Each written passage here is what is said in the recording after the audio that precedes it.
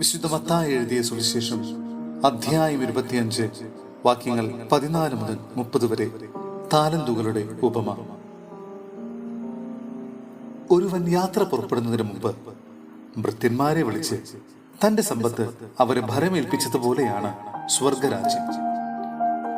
അവൻ ഓരോരുത്തന്റെയും കഴിവനുസരിച്ച് ഒരുവനെ 5 താലന്തും മറ്റൊരുവനെ 2 വേറൊരുവനെ 1 കൊടുത്ത ശേഷം യാത്ര പുറപ്പെട്ടു. 5 താലന്ത് ലഭിച്ചവൻ ഉടനെ പോയി വ്യാപാരം ചെയ്ത് 5 താലന്ത് കൂടി സമ്പാദിച്ചു. 2 താലന്ത് കിട്ടിയവനും 2 കൂടി നേടി.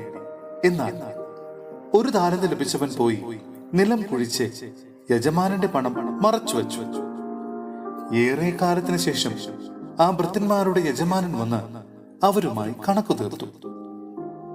5 താലന്ത് കിട്ടിയവൻ വന്ന് 5 കൂടി സമർപ്പിച്ച്, യജമാനനെ, നീ എനിക്ക് 5 താലന്താണല്ലോ നൽകിയത്, ഇതാ ഞാൻ 5 കോടി സമ്പാദിച്ചിരിക്കുന്നു എന്ന് പറഞ്ഞു. യജമാനൻ പറഞ്ഞു, കൊള്ളാം, നല്ലവനും വിശ്വസ്തനുമായ ഭൃത്യ, അല്പകാര്യങ്ങളിൽ വിശ്വസ്തനായിരുന്നതിനാൽ അനേക കാര്യങ്ങൾ നിന്നെ ഞാൻ ഭരമേൽപ്പിക്കും. നിന്റെ യജമാനന്റെ സന്തോഷത്തിലേക്ക് നീ പ്രവേശിക്കുക. 2 താലന്ത് കിട്ടിയവനും വന്നു പറഞ്ഞു, യജമാനനെ, നീ എനിക്ക് 2 താലന്താണല്ലോ നൽകിയത്, ഇതാ ഞാൻ 2 കോടി സമ്പാദിച്ചിരിക്കുന്നു. യജമാനൻ പറഞ്ഞു, കൊള്ളാം, നല്ലവനും വിശ്വസ്തനുമായ ഭൃത്യ, അല്പകാര്യങ്ങളിൽ വിശ്വസ്തനായിരുന്നതിനാൽ അനേക കാര്യങ്ങൾ നിന്നെ ഞാൻ ഭരമേൽപ്പിക്കും. നിന്റെ യജമാനന്റെ സന്തോഷത്തിലേക്ക് നീ പ്രവേശിക്കുക. 1 താലന്ത് കിട്ടിയവൻ വന്നു പറഞ്ഞു, യജമാനനെ, നീ വിതയ്ക്കാത്തിടത്ത് നിന്ന് കൊയ്യുകയും വിതറാത്തിടത്ത് നിന്ന് ശേഖരിക്കുകയും ചെയ്യുന്ന കഠിനഹൃദയനാണെന്ന് ഞാൻ മനസ്സിലാക്കി. അതിനാൽ ഞാൻ ഭയപ്പെട്ട് നിന്റെ താലന്ത് മണ്ണിൽ മറച്ചു വച്ചു. ഇതാ നിന്റേത് എടുത്തുകൊള്ളുക. യജമാനൻ പറഞ്ഞു, ദുഷ്ടനും മടിയനുമായ ഭൃത്യ, ഞാൻ വിതയ്ക്കാത്തിടത്ത് നിന്ന് കൊയ്യുന്നവനും വിതറാത്തിടത്ത് നിന്ന് ശേഖരിക്കുന്നവനുമാണെന്ന് നീ മനസ്സിലാക്കിയിരുന്നല്ലോ. എന്റെ നാണയം നീ പണവ്യാപാരികളുടെ പക്കൽ നിക്ഷേപിക്കേണ്ടതായിരുന്നു. ഞാൻ വന്ന് എന്റെ പണം പലിശ സഹിതം വാങ്ങുമായിരുന്നു. ആ താലന്ത് അവനിൽ നിന്നെടുത്ത് 10 താലന്ത് ഉള്ളവന് കൊടുക്കുക. ഉള്ളവന് നൽകപ്പെടും, അവന് സമൃദ്ധി ഉണ്ടാവുകയും ചെയ്യും. ഇല്ലാത്തവനിൽ നിന്ന് ഉള്ളതുപോലും എടുക്കപ്പെടും. പ്രയോജനമില്ലാത്ത ആ ഭൃത്യനെ പുറത്ത് അന്ധകാരത്തിലേക്ക് തള്ളിക്കളയുക. അവിടെ വിലാപവും പല്ലുകടിയുമായിരിക്കും. സഹോദരരെ, വിശുദ്ധ പൗലോസ്ലീഹ തെസ്സലോനിക്കായിലെ സഭയ്ക്ക് എഴുതിയ 2-ാം ലേഖനം അധ്യായം 3 വാക്യങ്ങൾ 6 മുതൽ 15 വരെ. അധ്വാനശീലരാകുക.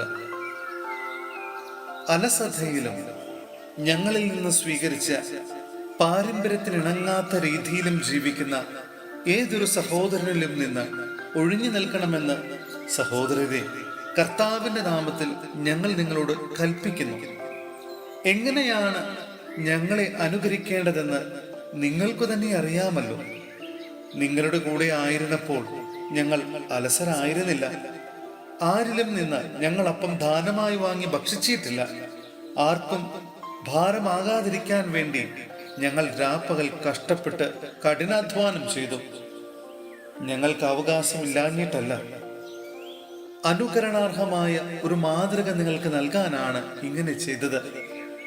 ഞങ്ങൾ നിങ്ങളുടെ കൂടെ ആയിരുന്നപ്പോൾ തന്നെ നിങ്ങൾക്കൊരു കൽപ്പന നൽകി, അധ്വാനിക്കാത്തവൻ ഭക്ഷിക്കാതിരിക്കട്ടെ. എല്ലാ കാര്യങ്ങളിലും ഇടപെടുകയും എന്നാൽ ഒരു പ്രവൃത്തിയും ചെയ്യാതെ അലസരായി കഴിയുകയും ചെയ്യുന്ന ചിലർ നിങ്ങളുടെ ഇടയിൽ ഉണ്ടെന്ന് ഞങ്ങൾ കേൾക്കുന്നു. അത്തരം ആളുകളോട് കർത്താവായ യേശുവിൽ ഞങ്ങൾ കൽപ്പിക്കുകയും ഉദ്ബോധിപ്പിക്കുകയും ചെയ്യുന്നു. അവർ ശാന്തരായി ജോലി ചെയ്ത് അപ്പം ഭക്ഷിക്കട്ടെ. സഹോദരരെ, നന്മ പ്രവർത്തിക്കുന്നതിൽ നിങ്ങൾ നിരുത്സാഹരാകരുത്. ഈ കത്തിൽ പറയുന്ന കാര്യങ്ങൾ ആരെങ്കിലും അനുസരിക്കുന്നില്ലെങ്കിൽ അവനെ പ്രത്യേകം ശ്രദ്ധിക്കുക. അവൻ ലജ്ജിക്കേണ്ടതിന് അവനുമായി ഇടപെടാതിരിക്കുക. അവനെ ഒരു ശത്രുവായി പരിഗണിക്കരുത്, മറിച്ച് ഒരു സഹോദരനെ എന്ന പോലെ ഉപദേശിക്കുകയാണ് വേണ്ടത്.